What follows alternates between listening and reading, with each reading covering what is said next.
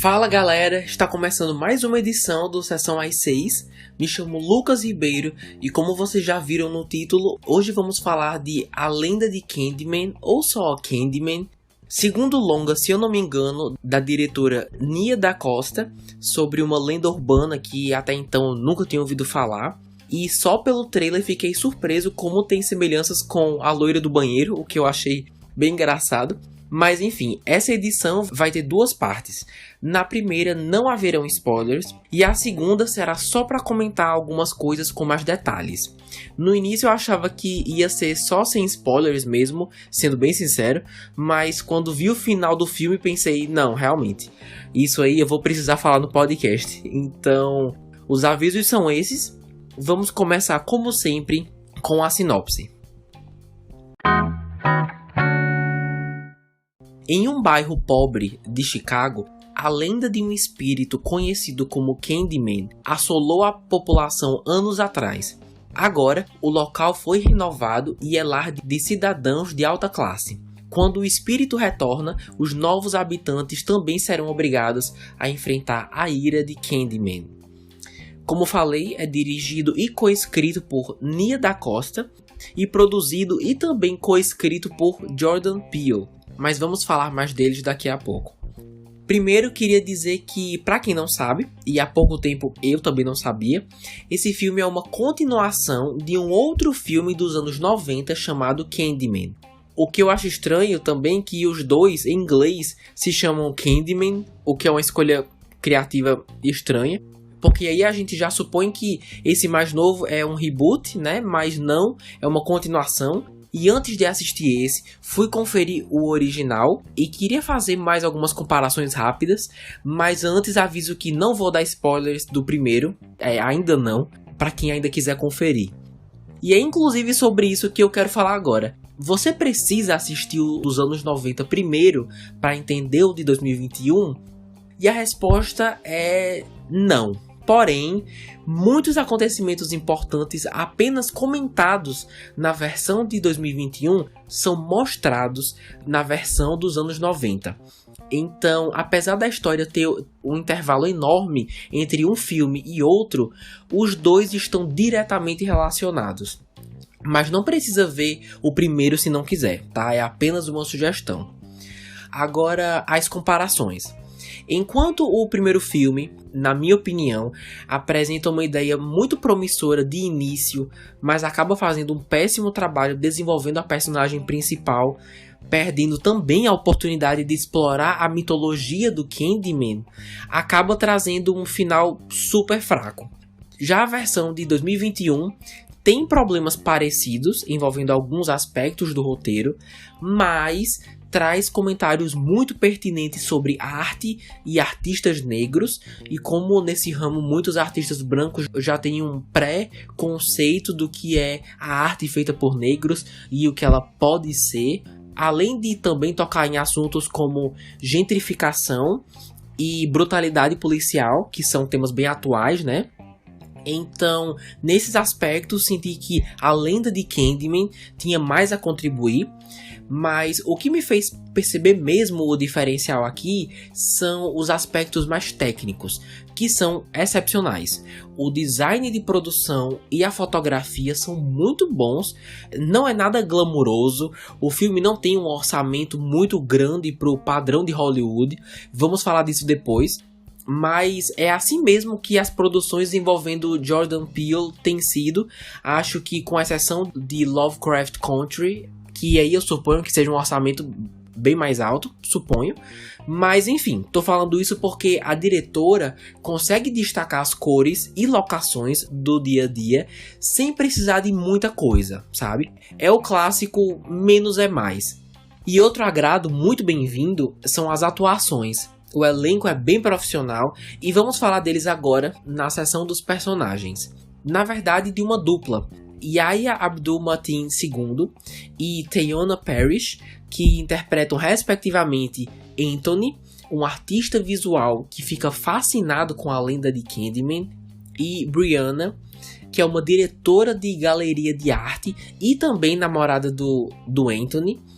E é o seguinte, A primeira vez que vi o Yaya foi em Aquaman, mas foi só em Os Sete de Chicago que me dei conta como ele é talentoso e como Aquaman não fez jus a esse ator.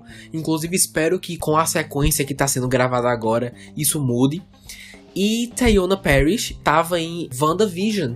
Mas assim, apesar do protagonista, o Anthony, trazer questões super interessantes que enriquecem a história, e o ator está muito bem aqui, pra mim ainda não supera sua performance em Os Sete de Chicago, que foi a melhor performance dele que eu já vi, onde deu um show e foi muito aclamado. Não me recordo agora se ele foi indicado a um Oscar pelo filme ou não, acho que não, enfim, não lembro.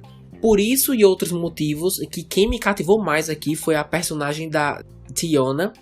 Foi a que mais me identifiquei e acho que eu tomaria as mesmas decisões que ela se estivesse em seu lugar. Mas também digo que sua performance em WandaVision foi mais memorável, mas apesar disso, é o destaque aqui no podcast. Certo, seguindo com a bilheteria, de acordo com a Wikipedia e o site Box Office Mojo, Candyman teve um orçamento de 25 milhões e até o momento arrecadou mundialmente mais de 34 milhões de dólares, fazendo assim com que a Nia DaCosta seja a primeira mulher negra a estrear um filme no topo da bilheteria dos Estados Unidos, o que é um acontecimento aí incrível. E isso também aumenta as expectativas para o seu próximo projeto, The Marvels, que é a sequência do filme da Capitã Marvel. Confesso que esse foi o principal motivo para eu querer ver esse filme. E também porque o Jordan Peele tá no projeto também, né? E seus filmes são super interessantes. Já assisti Corra e Nós. E fiquei curioso para saber como se sairia aqui. Mas confesso que entre esses que eu acabei de citar, Candyman, ao meu ver, é o mais fraco. Não sei se isso está relacionado com o fato dele não ser o diretor dessa vez. Mas sobre a Nia, como já falei várias vezes aqui no Sessão às 6, é difícil eu perceber diretamente as escolhas da direção no filme. E aqui foi bem esse o caso mesmo. Na maior parte eu achei uma direção padrão, mas para ser justo tem seus momentos. O modo como os diversos espelhos ao longo da história são mostrados e como isso é usado também para construir tensão ou para mostrar uma sequência de ação de forma mais diferenciada, foram sim bem bacanas, bem executados, mas no geral não achei nada muito incrível não, sabe?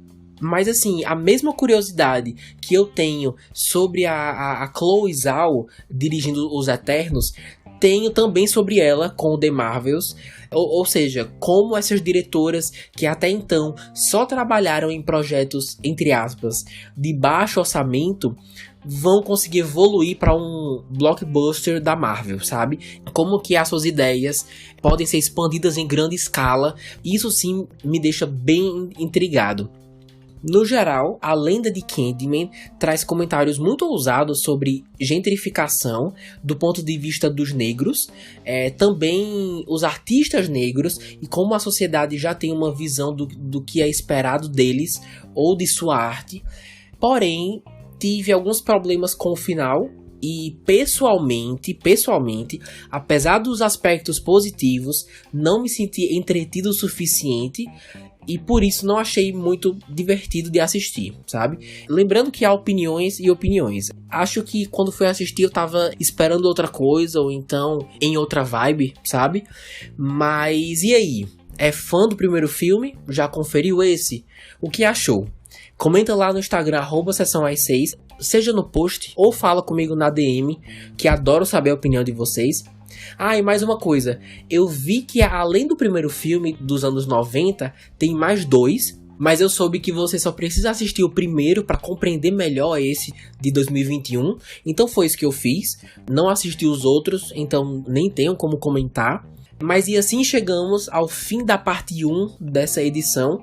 Agora se inicia a parte 2, apenas com spoilers dos 2 filmes. Mas vai ser rápido, só comentar alguns pontos em especial mesmo, beleza? Pra quem vai parar por aqui, Compartilha com algum amigo ou parente que gosta de escutar podcasts. Temos vários episódios já disponíveis e mais ainda saindo toda semana, então fiquem ligados. E dito isso, seguimos com a segunda parte.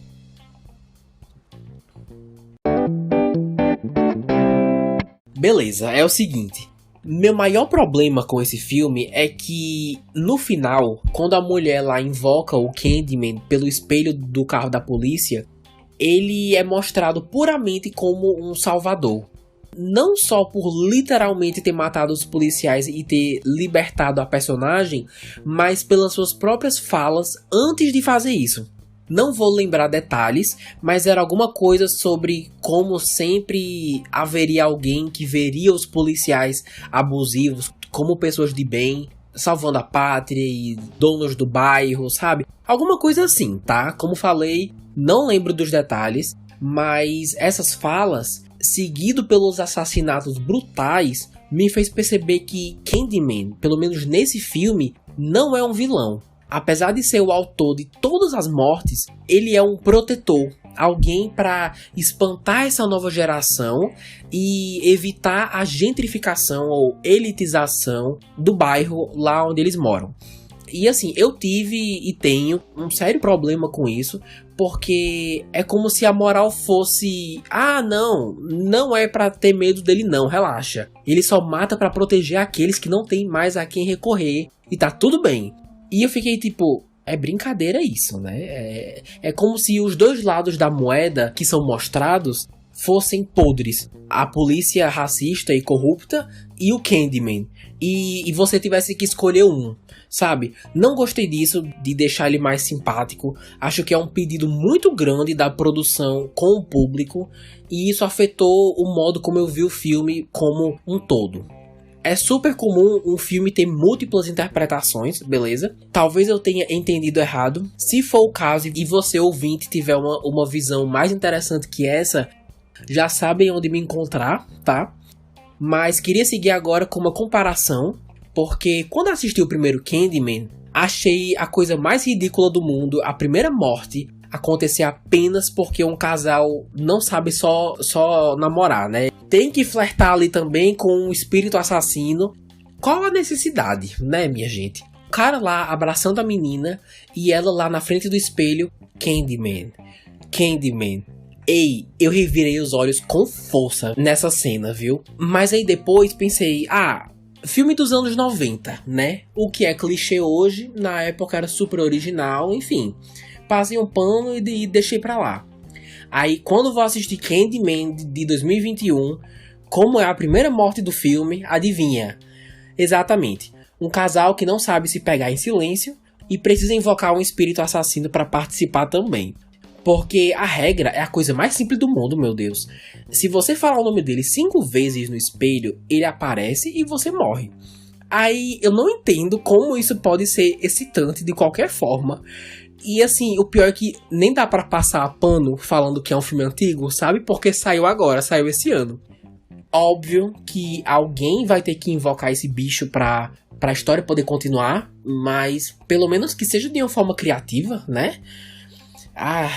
Mas enfim, outra coisa é que eu não tenho a menor ideia se isso que eu vou falar agora todo mundo já sabia ou não, mas quando eu tava vendo o dos anos 90, do lado eu tava com uma lista dos atores e seus personagens do Candyman 2021, pra ter uma noção aí se alguém do original ia retornar, enfim. Aí chega uma cena com uma mãe segurando um bebê e ela diz, o nome dele é Anthony alguma coisa. Aí quando vou ver, quem que o Yahya Abdul-Mateen II tá interpretando? Anthony alguma coisa. Aí pronto, eu já fiquei, caramba, que ideia legal, né? Trazer o menino já adulto, já crescido e tudo mais. Aí quando fui ver esse recente, qual é a primeira revelação?